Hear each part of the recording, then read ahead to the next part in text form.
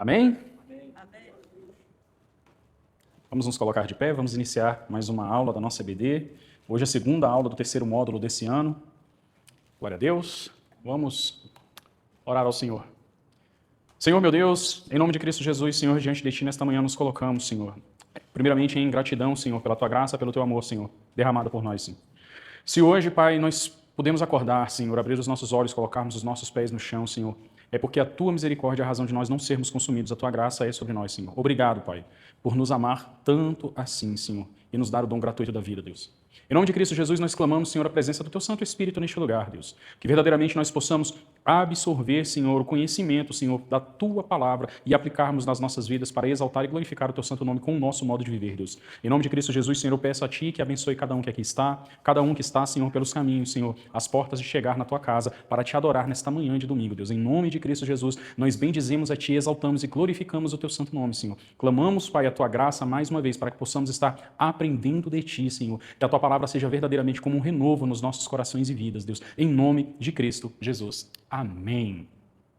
Hoje nós vamos continuar a nossa série Vivendo o Sermão do Monte na Era Digital. E hoje nós vamos falar sobre Mateus capítulo 5, verso 48.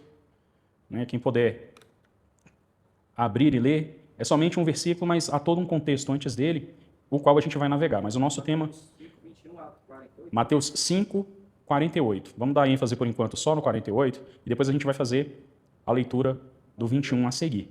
E o 48 diz assim: portanto, sejam perfeitos, como perfeito é o Pai Celestial de vocês. Amém? Alguém tem alguma ideia do que essa perfeição dita por Jesus nesse versículo quer dizer?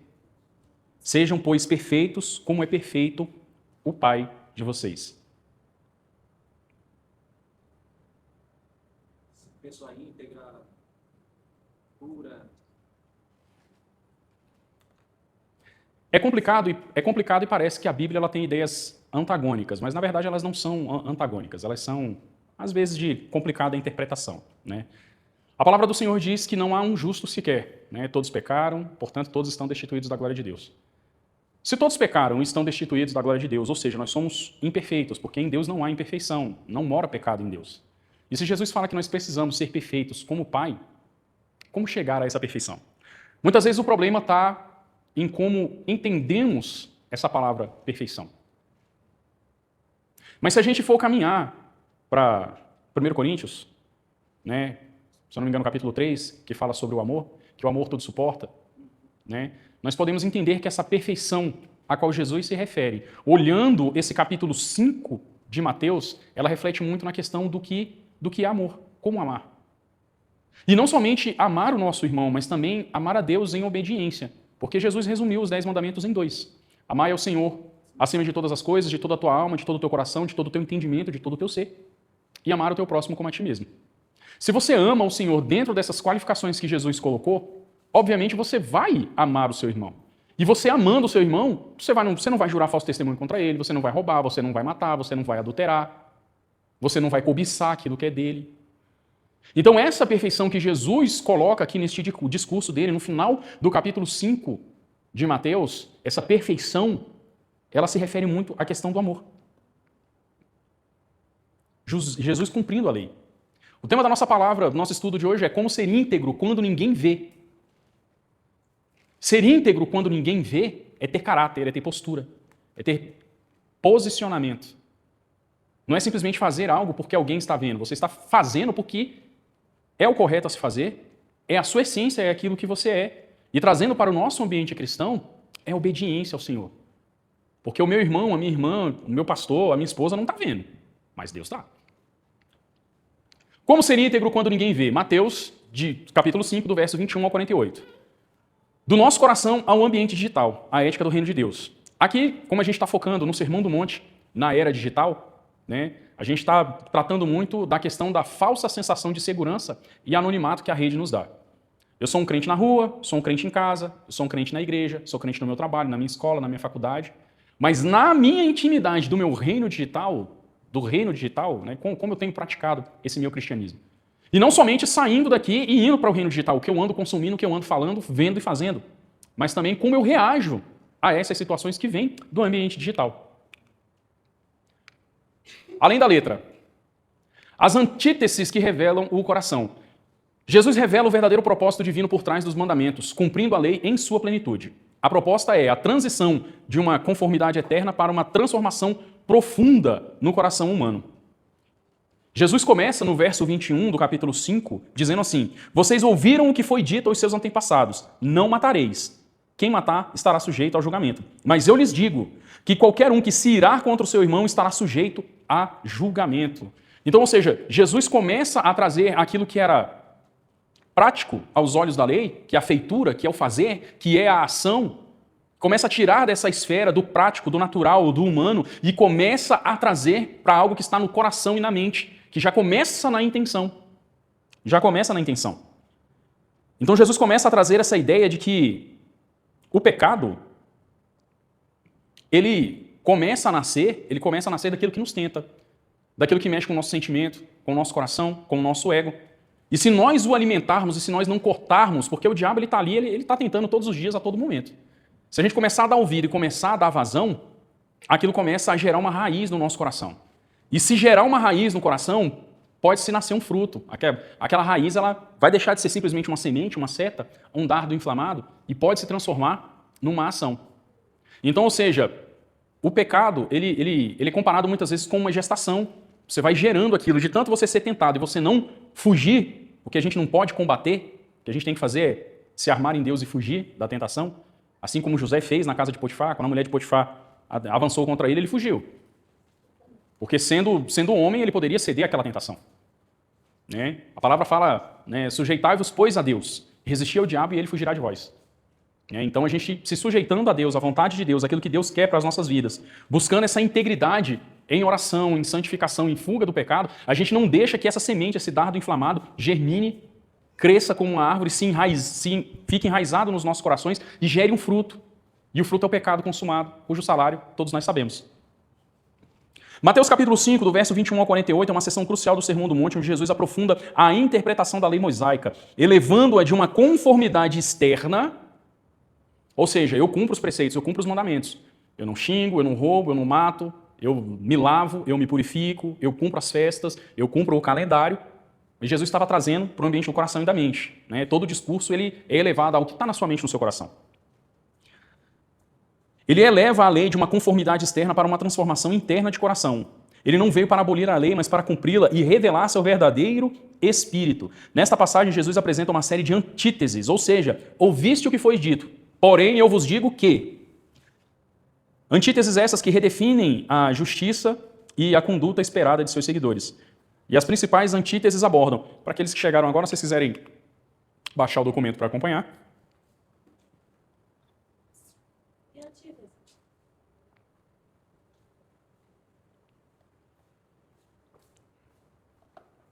Tese contrária.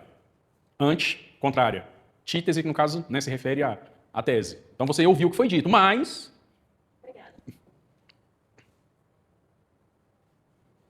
Aí na pasta EBD 2026, dentro dela módulo 3, a aula de hoje é a aula 2. Como ser íntegro quando ninguém vê.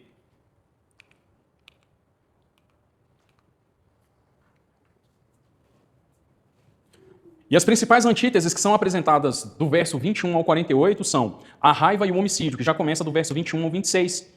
Jesus expande o mandamento de não matar, afirmando que a raiva injustificada e insultos contra o próprio irmão já são uma violação do espírito da lei, equiparando-se ao homicídio no coração. Ele enfatiza a importância da reconciliação antes mesmo da adoração.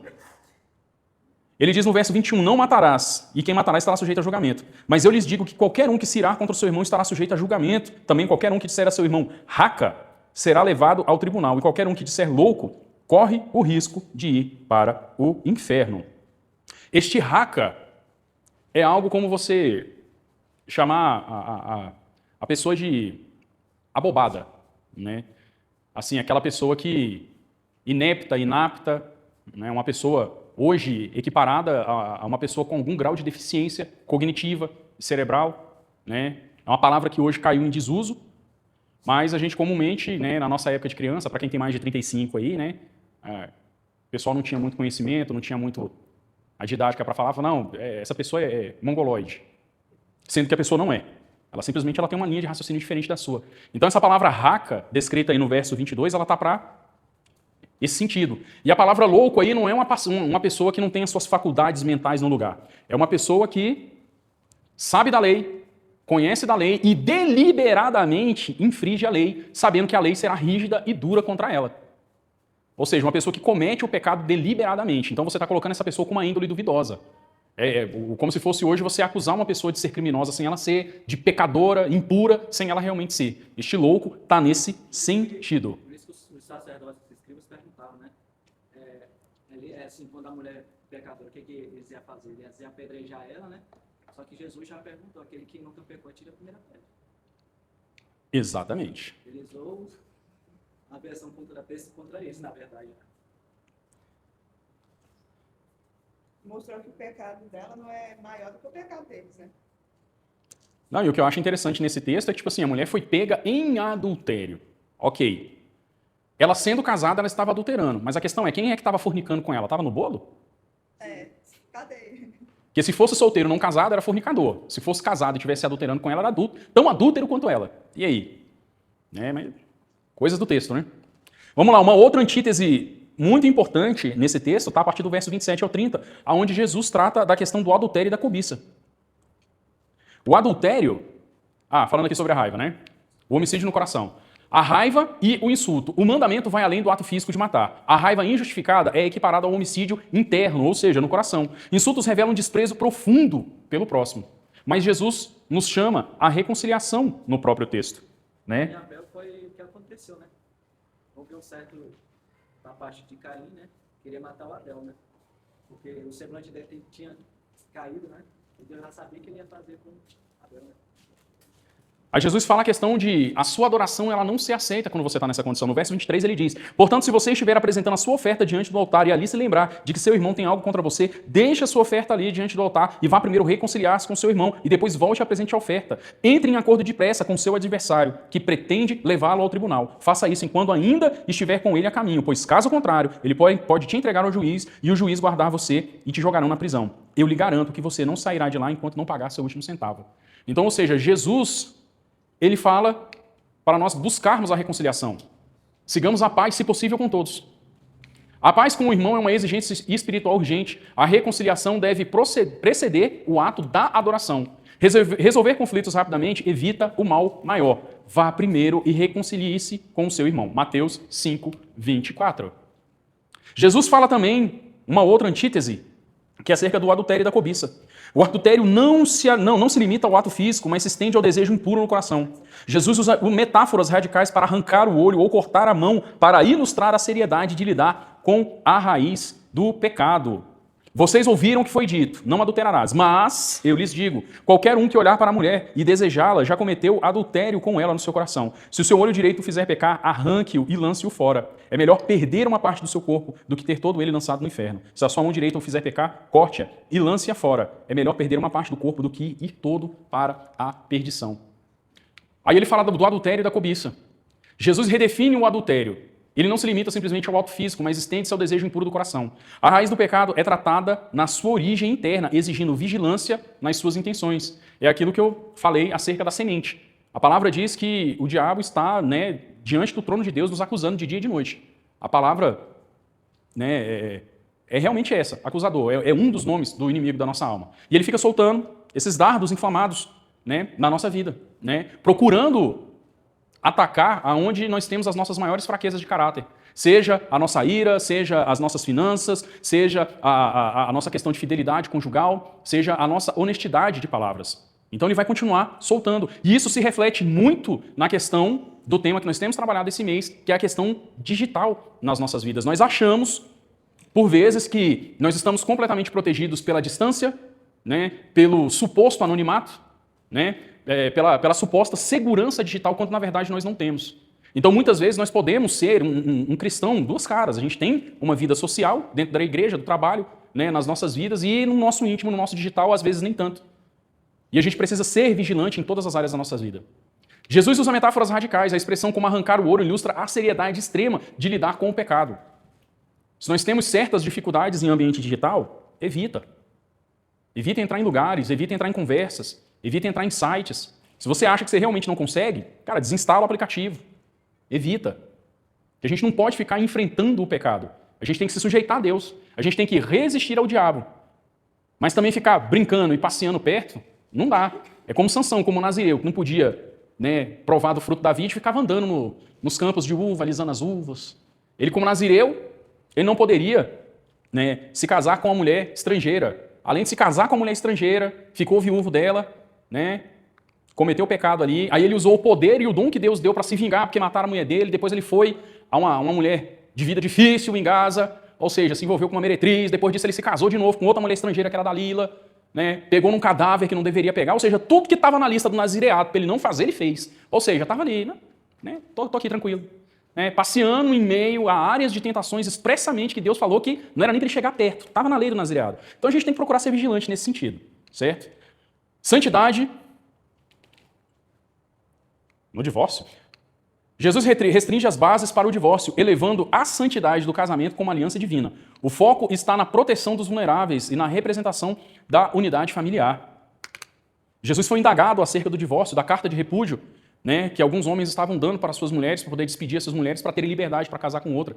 E Jesus fala que Deus só deu essa legalidade para você liberar a mulher, para que futuramente ela pudesse casar com outro, por conta da dureza do coração do povo. O povo estava com o coração irado, estava com o coração duro, um coração difícil. E ali Deus deu essa colher de chá e as pessoas estavam usando desse artifício da lei para se separar sem uma base legal, no caso um adultério, Jesus fala do divórcio do verso 31 ao 32. Jesus restringe as bases do divórcio. Aqui ele fala, foi dito, aquele que se divorciar de sua mulher deverá dar-lhe certidão de divórcio. Mas eu lhes digo que todo aquele que se divorciar de sua mulher, exceto por imoralidade sexual, faz com que ela se torne adúltera. E quem se casar com uma mulher divorciada está cometendo adultério. Ou seja, mais uma antítese aqui, buscando a questão do contraste da lei, daquilo que estava devidamente na lei e aquilo que deveria estar no coração dos outros. Os homens estavam despedindo as suas mulheres por qualquer motivo. E isso estava errado diante da lei. A palavra nos fala que nós precisamos manter o nosso leito sem mácula, sem mancha. Que nós devemos honrar as nossas esposas, se necessário for dando a vida por elas. Elas devem ser submissas e obedientes. Essa submissão, muitas vezes, nos dias de hoje, ela é compreendida como errada. Não, eu tenho que estar debaixo do jugo e do chicote do meu esposo. O que ele mandar fazer, eu tenho que fazer. Não, é debaixo. Missão, é dentro de uma missão. Você, como homem, está dentro de uma missão daquilo que Deus lhe deu. Você, mulher, está conseguindo enxergar essa visão. Você tem orado e intercedido pelo seu marido dentro daquilo que Deus propôs que ele viesse a fazer. A submissão é isso. Entender que o homem é o cabeça da casa, mas querendo ou não, a base da casa também provém da mulher na questão da intercessão, da oração, ajudando a proteger esse homem dos perigos que estão lá fora. Santidade no casamento. E a legalidade, segundo a lei, para o divórcio. Outra antítese. Aqui é a questão da palavra, sim, sim, não, não, que passar disso é procedência do maligno. Do verso 31 ao 37, Jesus fala a questão dos juramentos. Em vez de juramentos elaborados, Jesus exorta a honestidade e integridade na fala, onde um simples sim ou um simples não deve ser suficiente, porque aquilo que excede a isso, provém o mal. O verso 33 diz assim, vocês também ouviram que foi dito aos seus antepassados, não jureis falsamente, mas cumpra os juramentos que você fez diante do Senhor. Mas eu lhes digo, não jureis de forma alguma, nem pelo céu, nem pelo trono do céu, nem pela terra, porque é o estrado dos pés do Senhor, nem por Jerusalém, que é a cidade santa, é a cidade do grande rei. Não jure pela sua cabeça, pois você não pode tornar branco um fio de cabelo que esteja nela. Seja o seu sim, sim, não, não, que passar disso é procedência do maligno. Ou seja, nós precisamos ser íntegros, a gente precisa sustentar aquilo que a gente fala, a gente precisa pensar bem naquilo que a gente fala e sustentar. Ser homem, mulher de garra, de fibra, em Deus, para poder cumprir aquilo que a gente promete, cumprir aquilo que a gente fala. Eu tenho uma figurinha engraçada no meu WhatsApp, que quando alguém escreve alguma coisa para mim, mesmo que ela tenha escrito errada lá e não vê que tem como editar, ela vai lá e apaga. Eu tenho uma figurinha que tem lá. Apaga não, sustenta teus posts. Mesmo que a pessoa não tenha falado nada sério, mas ela foi lá e apagou, para instigar a pessoa. Falou, manda mensagem de novo aí, agora eu tô curioso, eu quero saber o que você escreveu. Ah, não, foi engano. Não, beleza, tá sussa. Não, eu escrevi errado. Não, você pode editar. Mas sustenta teus posts. Ou seja, se você falou que vai, você vai. Se você falou que fica, fica. Se falou que vai fazer, faz. Quando a gente cumpre a nossa palavra, a gente demonstra para os nossos irmãos e para o mundo que ainda há seriedade, que ainda há fibra, que ainda há caráter, que ainda há pessoas que verdadeiramente podem e são pilares da sociedade. Né? Tem um termo antigo que diz que as coisas antigamente não precisava de contrato, era tudo resolvido no fio do bigode, era na aperto de mão, e valia, que as pessoas cumpriam. É o quê? Caráter. A palavra do Senhor diz que Deus não é filho do homem para que não é homem para que minta, nem filho do homem para que se arrependa. E lá no verso 48 do capítulo 5, quando Jesus fala que nós devemos ser perfeitos como Pai, isso tudo está englobado. Então a gente tem que buscar ter esta firmeza, ter esta retidão nas nossas palavras. E também no ambiente digital. O que a gente escreve, a gente deve sustentar. Se aquilo hoje não reflete mais aquilo que você falava, se há implicações na vida de outras pessoas, se retrate. Isso se enquadra ali na questão da ira contra o nosso irmão. Também está lá. Verdade sem juramento. Jesus exorta a honestidade absoluta. Em vez de juramentos para validar a palavra, o cristão deve ser conhecido por sua veracidade simples. Seja o vosso falar sim, sim, não, não. Seriedade nas nossas palavras. Do verso 38 ao 42, Jesus fala acerca da retaliação. Jesus desafia a lei do olho por olho, promovendo a não resistência ao mal e a disposição de ir além daquilo que lhe é exigido, exemplificando a generosidade e a renúncia à vingança. Verso 38. Vocês ouviram o que foi dito, olho por olho, dente por dente. Mas eu lhes digo, não resistam ao perverso. Se alguém lhe ferir a face direita, ofereça-lhe também a outra. Se alguém quiser processá-lo e tirar-lhe a túnica, deixe que leve também a capa. Alguém aqui, antes de ser cristão, já se envolveu em alguma briga, em algum imbróglio, onde a pessoa ficava espizinhando, provocando, para que talvez vocês chegassem às vias de fato? Quantas vezes vocês já perceberam que o fato de vocês ficarem em silêncio, de terem a palavra branda, de terem a palavra mansa, fez com que essa situação não chegasse às vias de fato? Eu já passei por essa situação, e pela contrária também, que a pessoa provocou, eu fui lá, eu respondi, e ela dobrou a aposta, e eu dobrei de novo, e enfim, a gente rolou no chão, um socando o outro.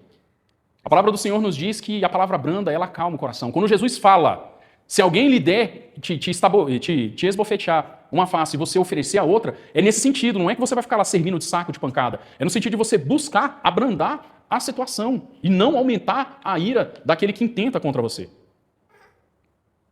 Se alguém quiser processá-lo e tirar-lhe a túnica, deixe que leve também a capa. Se alguém forçar você a caminhar uma milha, vá com ele 2. Dê a quem lhe pede, não volte as costas àquele que deseja pedir-lhe algo emprestado. Ou seja, mas ao mesmo tempo que a palavra fala que a gente deve ser manso como uma pomba, ela também diz que a gente tem que ser sagaz como uma serpente. A gente tem que procurar evitar essas situações. Mas quando realmente não houver escapatória, buscar a mansidão. Que, querendo ou não, é um fruto do Espírito. É demonstrar a graça de Deus através da sua vida. Buscar ser manso como Jesus. Superando a retaliação. O desafio à lei do olho por olho, a ética do reino de Deus promove a não resistência ao mal. A generosidade radical, transformando conflitos em oportunidade de graça.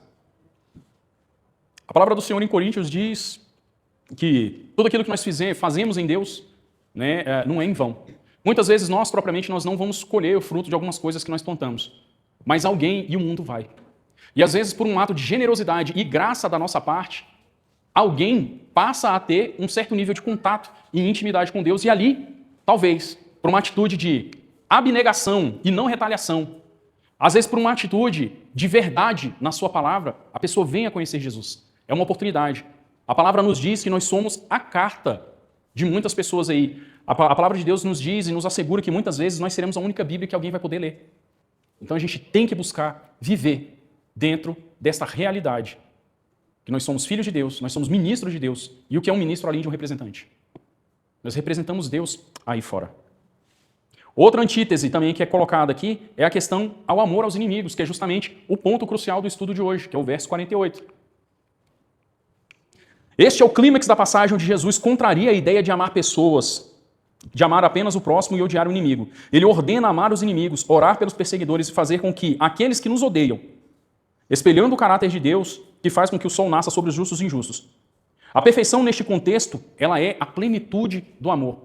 É onde nós chegamos aqui no verso 48, no final do verso 48, onde Jesus fala que a gente precisa ser perfeito, como é perfeito o nosso Deus. E nós começamos dizendo que ninguém é perfeito, mas nós precisamos exercer este amor buscando essa perfeição. Verso 43, vocês ouviram o que foi dito, ame ao seu próximo e odeie o seu inimigo. Mas eu lhes digo, ame os seus inimigos e orem por aqueles que os perseguem, para que vocês venham a ser filhos de Deus, que está nos céus, porque ele faz raiar o sol sobre os maus e os bons, Ele derrama chuva sobre os justos e injustos. Se vocês amarem aqueles a qual vocês amam, que recompensa receberão? Até os publicanos fazem isso. E vocês saúdam apenas os irmãos. O que estarão fazendo demais? Até os pagãos fazem isso. Portanto, sejam perfeitos como é perfeito o Pai Celestial de vocês. Não exerçam raiva, não cometam homicídio, adultério, cobiça, divórcio, juramentos inúteis. Não retaliem aos seus inimigos, mas amem com oração e abnegação. Nós podemos pegar tudo isso para aplicação no ambiente digital. O amor radical, né? Amando os inimigos. Amai-vos os vossos inimigos e bendizei ou abençoai aqueles que maldizem vocês. Fazei bem aos que vos odeiam. Jesus nos chama a um amor incondicional, superar a inclinação natural de amar apenas aqueles que nos retribuem. Oração e bênção, interceder ativamente por aqueles que nos perseguem ou nos caluniam. Imparcialidade divina, refletir a perfeição do Pai, que faz o sol nascer sobre os justos e injustos, e exercendo a identidade dos filhos. O amor aos inimigos é a marca distintiva, é uma das marcas distintivas dos verdadeiros filhos do Pai. A perfeição do amor divino é a manifestação na graça imparcial. O ambiente digital, com a sua velocidade, o seu suposto anonimato, a sua suposta distância e a sua suposta segurança, muitas vezes amplificam a polarização e a hostilidade. Os princípios de Mateus, capítulo 5, do verso 21 ao 48, assim como a nossa vida analógica, ou seja, a nossa vida real, prática, do dia a dia, oferece um guia profundo para navegar nessas águas turbulentas da internet e especialmente em lidar com opositores, haters. O controle da raiva e da linguagem, que nós vimos aqui do verso 21 e 22. No mundo digital, a facilidade de expressar a raiva.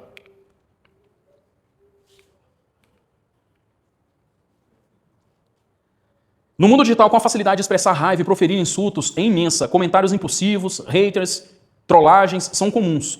A exortação de Jesus nos lembra que a ira injustificada e palavras ofensivas, como raca, que é aquela pessoa tola e sem valor, ou louco, que é moralmente depravado e merecedor de condenação, são sérias. Antes de postar ou responder, devemos refletir sobre a intenção do nosso coração. A reconciliação, mesmo que virtual, deve ser buscada, evitando a escalada de conflitos. E aqui eu marquei o quê? Temperança, que é um fruto do Espírito. Se nós buscamos exercer essa temperança, se nós buscamos fazer com que o fruto do Espírito cresça e amadureça cada vez mais nas nossas vidas, a temperança está ali marcada entre eles.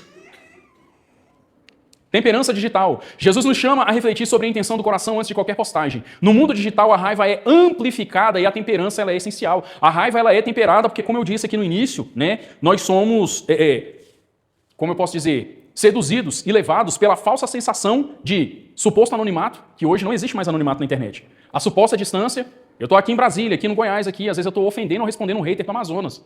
Mas o processo pode chegar aqui em casa, a polícia pode bater aqui em casa. Por quê? Porque não há mais anonimato.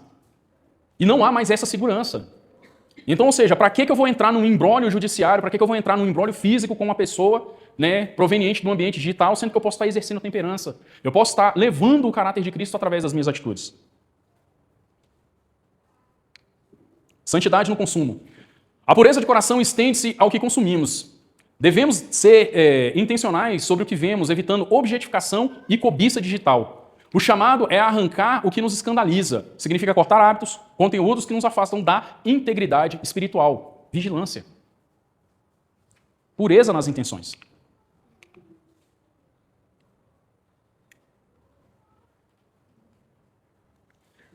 A cobiça e a impureza não se manifestam apenas em atos físicos, mas também na forma que consumimos o conteúdo online, né? Hoje a gente tem um grande mal que é a questão da pornografia, tanto para homens quanto para mulheres. A objetificação e a busca por validade através de padrões irreais são desafios digitais. Jesus nos chama a uma pureza de coração e arrancar aquilo que nos escandaliza, ou seja, a ser intencional sobre aquilo que vemos, buscamos, procuramos e consumimos na internet, nos incentivando a cortar hábitos. E aqui no nosso estudo aqui eu marquei aqui a questão da santidade, que se enquadra nisso aqui. Integridade na comunicação, né? Aqui a gente entra aqui no sim, sim, não, não, que passagem é procedência do maligno, no não jureis. A verdade contra a desinformação. Jesus nos chama a uma comunicação transparente e em um ambiente saturado de falsas notícias, o nosso sim deve ser sim e o nosso não deve ser não, contribuindo na credibilidade e combatendo a cultura da mentira online. Ou seja, somos embaixadores, representantes de Cristo e devemos ser assim também na internet. verdade, honestidade, retidão. E aqui nós temos aqui a questão da mansidão contra a retaliação. Não retaliar, mas abençoar, os versos 38 e 42. A cultura da retaliação é forte nas redes sociais. Um ataque gera outro e um ciclo vicioso de ódio. Jesus nos convida a quebrar esse ciclo. Ao invés de responder a um comentário agressivo com outra agressão, nós somos chamados a não resistir ao mal com o mal. Isso pode significar ignorar, responder com gentileza inesperada ou até mesmo bloquear, se for a questão. Sem revidar, escolhendo a paz em vez da contenda. A generosidade de dar a quem pede pode ser interpretada como compartilhar conhecimento também. Tempo ou recursos de forma altruísta, mesmo com aqueles que nos criticam. Outro fruto do Espírito aqui, mansidão. Alguns de vocês já podem ter visto essa imagem na internet, mas realmente ela é uma imagem muito curiosa. Uma pessoa, ela empilhou vários palitos de fósforos alinhados, e aí ela tocou fogo no primeiro. E aí foi próximo o suficiente para a chama de um incendiar o outro. Até que em meio a um desses, né, ele colocou separado. Já tem ele em 3D animado em que o próprio palito sai. E ali o fogo não continua. Ela se enquadra bastante nessa questão, não somente da verdade, da desinformação, como também no nosso dado anterior, que é a questão da retaliação, o exercício da mansidão. Nós quebrarmos o ciclo de ódio, nós quebrarmos esta corrente do mal de falsas notícias, né, de falsas acusações, de acusações também, às vezes são verídicas, mas para que a gente vai ficar prosseguindo, às vezes, com essa informação que não vai trazer benefício a ninguém? Nós somos constantemente, pela mídia, pelos jornais, pela internet, bombardeados de notícias ruins ou que não trazem aprofundamento nem crescimento para as nossas vidas. E isso é ruim. A gente tem que quebrar o ciclo. Como eu falei na aula passada, nós somos sal e luz, ou seja, nós temos que propagar o sabor, o tempero de Deus, a conservação dos valores e dos bons costumes que Deus nos deu, adoçando a vida de outras pessoas também, e sermos luz, ou seja, sermos farol. Nós apontarmos para a direção em que se deve caminhar, em que se deve viver, em que se deve proceder. Quebrar o ciclo vicioso do ódio nas redes sociais significa não responder ao mal com o mal e escolher a paz em vez da contenda, que pode envolver responder com gentileza inesperada ou, em casos extremos, silenciar, bloquear, excluir da sua vida. Muitas vezes a pessoa não vai mudar. E isso serve para a gente também. Né? A gente aqui está muito tratando aqui nesses slides aqui do fato de nós sermos vítimas e estarmos recebendo toda essa maldade. Mas pode ser que nós, conscientes ou inconscientemente, estejamos também propagando isso. A resposta branda desvia o furor, mas a palavra dura suscita a ira. Provérbios 15, 1.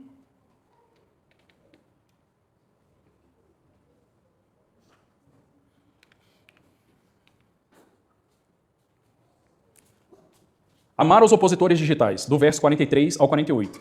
Este é o maior desafio e a maior expressão de graça e misericórdia no ambiente digital. Opositores podem ser haters, críticos ferrenhos e pessoas com visão de um mundo radicalmente diferente. Jesus nos instrui a amá-los e a abençoá-los e fazer bem a eles e orar por eles. Isso não significa concordar com suas ideias ou tolerar esses abusos, mas sim abordá-los com uma atitude de compaixão e desejo do seu bem, reconhecendo a sua humanidade.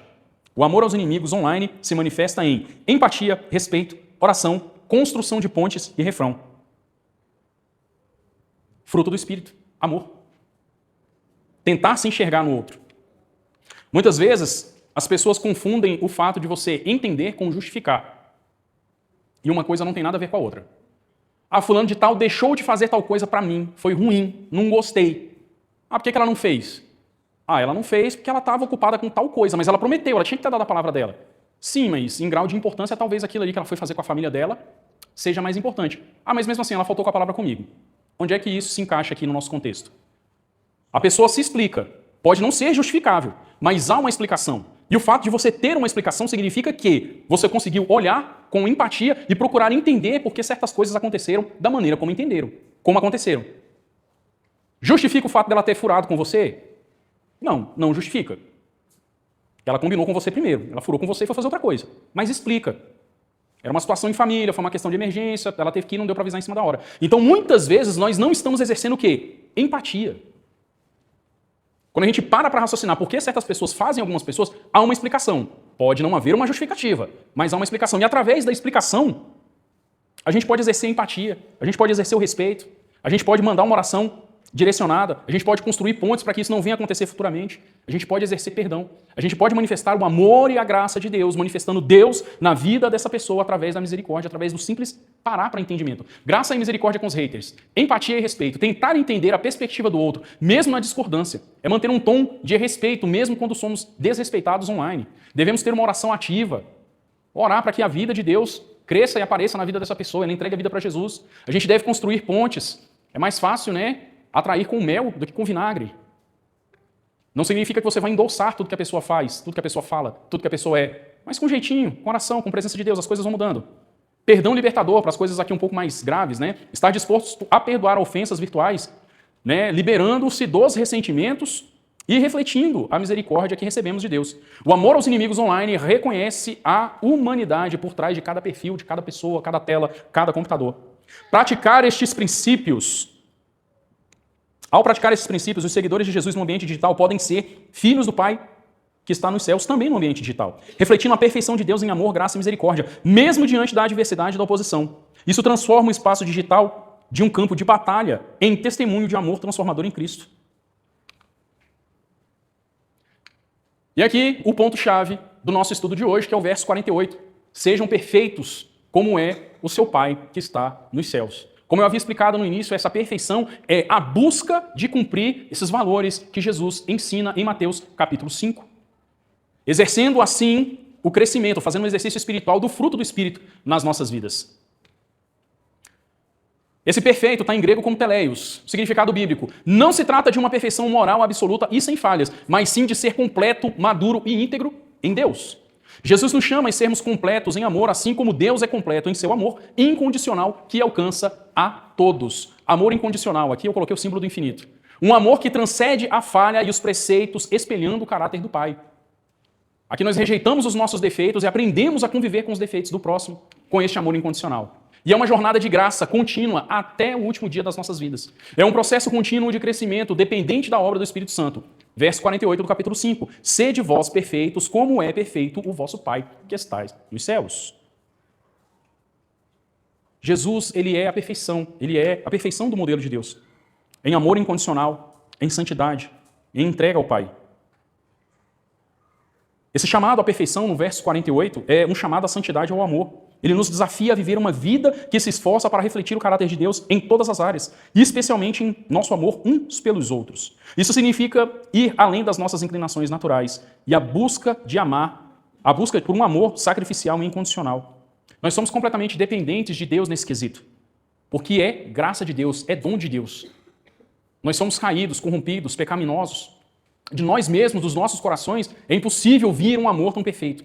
Esse amor ele só vem de Deus. E é só Deus que derrama sobre nós. Alcançar essa perfeição não é um esforço humano isolado, mas é uma jornada que só é possível através da obra transformadora do Espírito Santo em nossas vidas. É um processo contínuo de crescimento na graça e no conhecimento do nosso Senhor Jesus Cristo. A perfeição que Deus requer é, em última instância, encontrada em Jesus. Ele viveu a vida perfeita que nós não poderíamos. Sua morte e ressurreição nos oferecem perdão e justiça necessário para sermos reconciliados com Deus e capacitados, a partir daí, a buscar essa vida que agrada a Deus.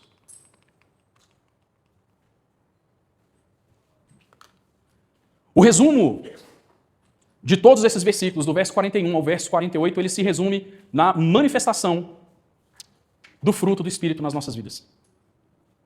Reconhecermos que sem Deus nós não somos nada.